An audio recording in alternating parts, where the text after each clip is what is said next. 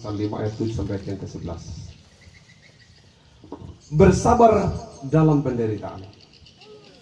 Karena itu saudara-saudara, bersabarlah sampai pada kedatangan Tuhan. Sesungguhnya petani menantikan hasil yang berharga dari tanahnya, dan ia sabar sampai telah turun hujan musim gugur dan hujan musim semi. Kamu juga harus bersabar dan harus meneguhkan hatimu karena kedatangan Tuhan sudah dekat. Saudara-saudara, janganlah kamu bersungut-sungut dan saudara-saudara, janganlah kamu bersungut-sungut dan saling mempersalahkan, supaya kamu jangan dihukum. Sesungguhnya hakim telah berdiri di ambang pintu. Saudara-saudara, turutilah teladan penderitaan dan kesabaran para nabi yang telah berbicara demi nama Tuhan. Sesungguhnya kami menyebut mereka berbahagia, yaitu mereka yang telah bertekun. Kami telah mendengar tentang ketekunan Ayub, dan kamu telah tahu apa yang pada akhirnya disediakan Tuhan baginya, karena Tuhan Maha Penyayang dan penuh belas kasih. Demikian jawab bacaan firman Tuhan. Berbahagialah merenungkan Taurat Tuhan siang ataupun malam. Maranatha. Maranatha, Maranatha, Maranatha, amin. Jemaat yang dikasih, judul renungan kita itu adalah kesabaran dan ketekunan. Itu judul seragam yang diberikan secara sinodal, kesabaran dan ketekunan.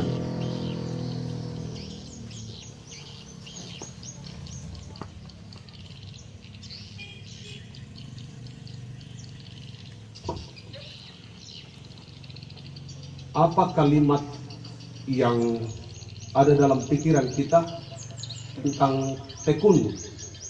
Kan biasanya setiap kalimat itu, setiap kata itu selalu ada yang tersimpan dalam hati dan pikiran kita.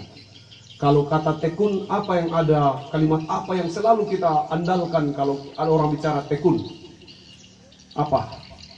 Silakan kalau ada yang mau bicara. Kesabaran dan ketekunan judulnya. Saya mulai dari tekun. Apa yang ada dalam pikiran kita, atau kata apa, kalimat apa ketika kita mendengar kata tekun? Bertekun dalam Tuhan. Bertekun dalam Tuhan. Ada lagi? Tekun. Ya.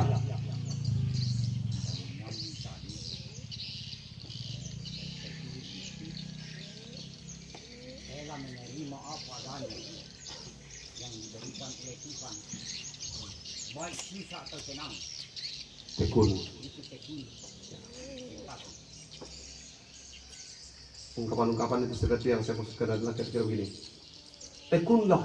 Ungkapan-ungkapan begitu. Tekun belajar. Tekun belajar. Saya kira yang paling dekat begitu ada ya. Tadi tekun mengikuti semuanya. Ada lagi tekun. Makan tutu. Terus menerus tidak berhenti. Kalau ungkapan-ungkapan yang menjadi kekuatan kita ketika bicara tentang tekun apa? Kan biasa ada kata-kata mutiara kah? Toh? Dan itu sebenarnya harus ada di dalam diri setiap orang. Orang yang tidak punya kata-kata mutiara, kata-kata penguat itu cepat kalah di peladuknya. Karena tidak ada kata-kata penguat, toh? Luar biasa Tuhan. Luar biasa Tuhan. Tekun.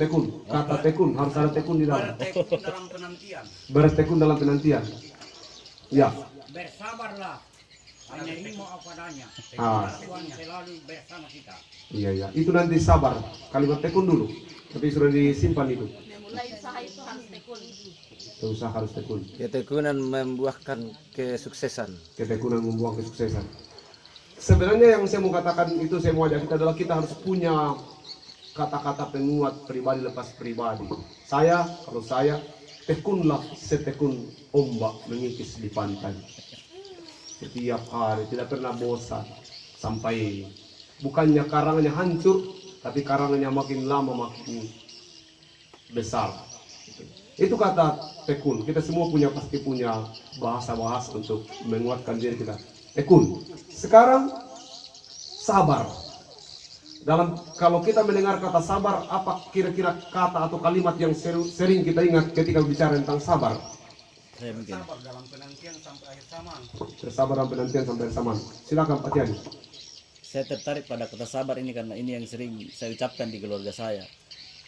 Jadi ternyata sabar itu meluluhkan segalanya, mematahkan segalanya. Mau marah orang kalau kita sabar pasti luluh. Jadi kesabaran menurut saya adalah segala-galanya. Senjata. Iya, betul. Senjata terampuh. Ya, dari Pak Tiadi, kesabaran adalah senjata terampuh. Menarik itu. Ada juga orang menggunakan kemarahan itu sebagai senjata terampuh. Iya. Nah, kalau saya sudah marah tidak ada itu. Itu kan ada begitu. Mudah-mudahan tidak ada di rumah atau orang begitu. Di rumah aku pernah ada, tadi saya bilang berhenti begitu Pak. Semua orang jauh karate di sini. Kalau ada yang suka. Kalau saya sudah marah, kalau saya sudah marah, tidak ada itu. Wah bahaya kalau ada orang di rumah begitu. Tapi Pak Tian sudah katakan kesabaran adalah senjata terampuh yang mengalahkan semuanya. Ada lagi pendapat kita tentang sabar? Ya? Sabar itu pokok kemenangan. Jadi masa dengan apa yang kita jadi apa? Kata-kata apa yang kita simpan dalam hati kita, dalam otak kita, kata-kata itu yang akan membuat kita berdiri pada saat kita jatuh. Kalau dalam pikiran kita itu, abanat adalah susi, ya sudah. Pas pada saat kita jatuh, tidak ada lagi tempat untuk berpegang. Jatuh dalam pergumulan, tiba langsung katakan, ya abanat, begitu memang, memang begitu. Boleh buat, sudah begini. Tapi katakan tidak, ini baru langkah awal. Sabar. Kalau saya selalu mengingat ungkapan kalau sabar itu yang paling lazim saya dengar, kata orang adalah sabar itu ada batasnya. Itu paling lazim di mana-mana. Kalau sudah saya ini paling sabar. Tadi yang pertama ada banyak orang di rumahnya yang selalu katakan kalau saya sudah bilang, kalau saya sudah marah, selesai ini itu. Makanya filosofi kampung kita itu selalu mengatakan begini. Sirong aka baling kusengkei atau apakah bahasa dan sudah marahi. Selalu itu di kampung saya juga begitu. Kalau ada orang berkelahi atau ada masalah-masalah, kalau kakek saya itu sudah datang dia bilang, sudah, saya sudah marahi tadi. Berarti kita sudah bilang, sudah selesai, tidak usah lagi diurus ini barang. Nenek tadi sudah marahi itu yang bersangkutan dan sudah beres. Ternyata kemudian apa yang terjadi sesudah itu, adopsi tentang ungkapan itu melekat pada diri anak-anaknya, melekat pada diri cucunya, berkata bahwa ternyata penyelesaian masalah itu adalah marah. Memang secara sepintas dianggap biasa-biasa saja itu, toh biasa-biasa saja. Oh, artinya malah yang terangkat malah yang tertuang dalam gambaran di kampung waktu itu adalah kalau itu berarti bahwa neneknya berkarisma. Neneknya punya kekuatan dan luar biasa. Sehingga kalau neneknya sudah bicara, sudah tidak ada lagi orang lain yang berani bicara. Padahal sebenarnya, ternyata pada pelajaran berikutnya, kita menemukan bahwa ini menjadi masalah yang besar. Masalah besarnya adalah kita kemudian melakukan tindakan yang sama, menyelesaikan masalah dengan menganggap bahwa marah atau harus menyelesaikan masalah. Begitu juga banyak istri. Senjata untuk menyelesaikan masalah dengan anak-anaknya adalah marah. Seandainya ini tidak diambil gambarnya, saya kasih cerita istri saya. Istri saya itu paling suka begitu. Kalau ada apa-apa dengan anaknya, segera ancamannya. Kalau nanti saya marah. Padahal sebenarnya tidak menyelesaikan masalah. Kelak anaknya akan melakukan yang sama terhadap anak lagi dan seterusnya. Kesabaran dan ketekunan. Banyak orang bisa sabar, tapi kemudian ada ungkapan berkata sabar itu ada batasnya. Sebenarnya kalau ada orang berkata begitu, ia sebenarnya sudah tidak sabar. Yang disebut sabar tidak ada batasnya. Orang sabar tidak ada batasnya. Makanya dalam bacaan ini dikatakan adalah bersabar dalam penderitaan. Masih banyak orang sabar kalau tidak menderita. Tapi kalau sudah dihadapkan kepada penderitaan, berakhirlah kesabaran itu dengan sebuah ungkapan sabar itu ada batasnya. Bersamaan dengan ungkapan itu, maka itu hendak menyatakan bahwa dia bukanlah orang yang sabar. Buktinya apa? Buktinya dia sudah mengatakan ada batasnya. Tekun dengan bekerja keras beda. beda. Si dikira bahwa kalau orang sudah rajin sekali itu dianggap sudah tekun. Tidak. Mari kita belajar apa yang membedakan antara ketekunan dan kesabaran. Saya mau hanya menceritakan tentang buahnya. Tekun sudah diungkapkan tadi. Kerja keras berbeda dengan tekun. Orang yang bekerja keras bisa berhasil dan bisa setara penghasilannya atau keberhasilannya dengan orang tekun. Tapi apa yang membedakan antara tekun dan kerja keras? Orang kerja keras itu bekerja karena rasa takut. Maria adalah masing-masing sehingga dia bekerja. Takut jadi orang bodoh sehingga dia sekolah. Hanya karena dimotori rasa takut, maka seseorang itu menjadi pekerja keras. Tapi orang tekun tidak seperti itu. Bukan karena ketakutannya miskin sehingga dia bekerja, tetapi karena ungkapan tanggung jawabnya. Sehingga kemiskinan baginya bukan ancaman sehingga dia menjadi tekun. Tidak. Tapi buah dari ketekunannya adalah menjadi orang berhasil. Kenapa saya mengatakan begitu, Bapak Ibu jemaat yang dikasihi Tuhan? Orang kerja keras itu akhirnya bisa mengorbankan segalanya. Orang kerja keras itu bisa terpisah dari Tuhan. Kerja keras bisa memisahkan seseorang dari Tuhan. Kerja keras bisa memisahkan seseorang dari keluarganya. Kerja keras bisa memisahkan diri seseorang dengan persekutuan. Dan ada banyak hal yang bisa membuat kita terpisah. Bahkan kerja keras itu memisahkan pribadi dengan pribadinya sendiri. Mengorbankan dirinya. Akhirnya dia sudah tidak bisa menikmati hari-harinya karena kerja keras. Dan ingat, keberhasilan orang yang kerja keras dengan tipe itu, dia menjadi sangat kikir. Coba kita lihat dalam lingkungan kita. Kalau ada orang yang awalnya dulu itu kerja keras luar biasa, susah. Dia menjadi kikir. Tapi orang yang bertekun dan berhasil itu menjadi dermawan. Karena dia tahu bahwa dia memperolehnya bukan dengan teramat susah. Dan mereka yang bekerja keras banting tulang itu, kalau ada berhasil, dia sulit untuk berbagi karena menganggap bahwa ini tidak gampang. Loh, enak-enak aku saja kau duduk, cuma mati mengajukan saja, baru kamu dapat. Kau tidak tahu saya ini berapa kali kena tusuk jauh sebelumnya, masih hutan ini, dan seterusnya. Ada begitu banyak alasan-alasan. Tapi kalau orang tekun biasanya menjadi dermawan. Dia dermawan karena dia menganggap bahwa perjalanan ini diraihnya dalam hubungan tidak kehilangan apa-apa. Tidak ada yang dikorbankan.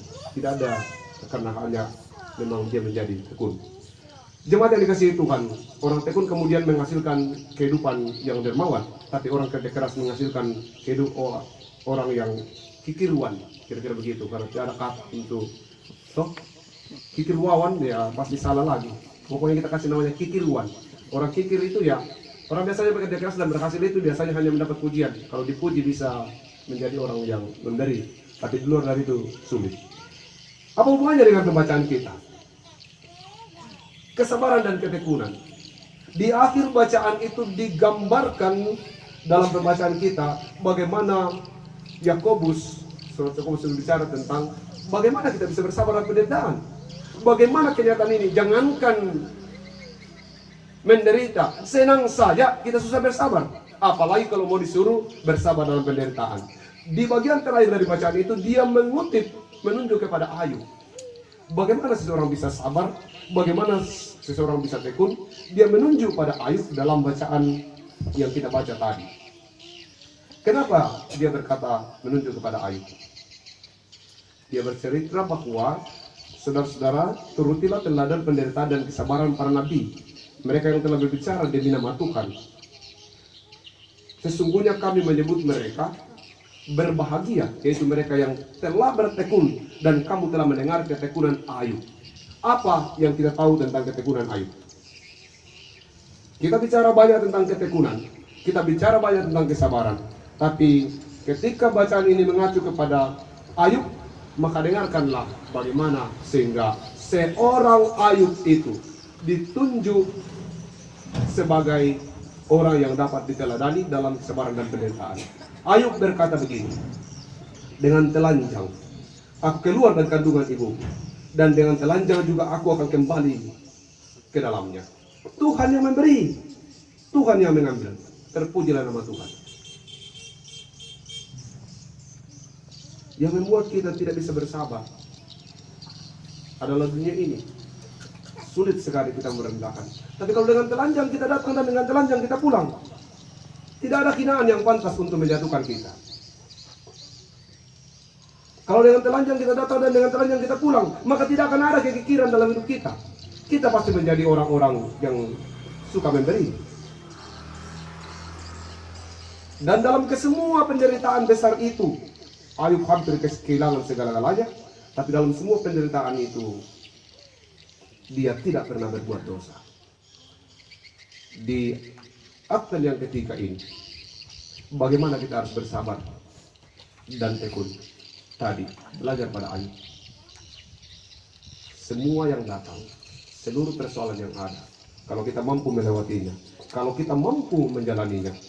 Engkau berbicara seperti perempuan gila. Apa kita mau menerima yang baik dari Allah, tapi tidak mau menerima yang buruk? Dan kesemuanya itu Ayub tidak berbuat dosa. Itu cerita Ayub. Ketika dia diperhadapkan dengan tuduhan-tuduhan keluarganya, tuduhan-tuduhan sahabatnya, sudah Ayub berhenti menyembah Tuhanmu. Dia katakan, masa yang baiknya saja kau mau dari Tuhan, pada waktu yang buruknya kau tinggalkan Tuhan? Tidak boleh. Jadi kalau kita mau bersabar, berakhir untuk menerima kenyataan seperti yang Ayub jalani. Pada saat yang baiknya kita nikmati, pada saat yang buruknya kita juga menerimanya. Sebab tidak ada sesuatu yang terjadi begitu saja. Semua diatur oleh Tuhan untuk membentuk manusia. Tetaplah bersabar dan tekun pada jalan Tuhan. Tuhan mampukan kita menjalani hari-hari kita dengan takut akan Tuhan. Mari kita memperlihatkan kedewasaan iman kita, baik terhadap hubungan sesama, terlebih lagi dalam hubungan dengan Tuhan. Amin. Firman-Mu kupegang selalu, saat duka, saat senang, akan menjadi nyanyian kita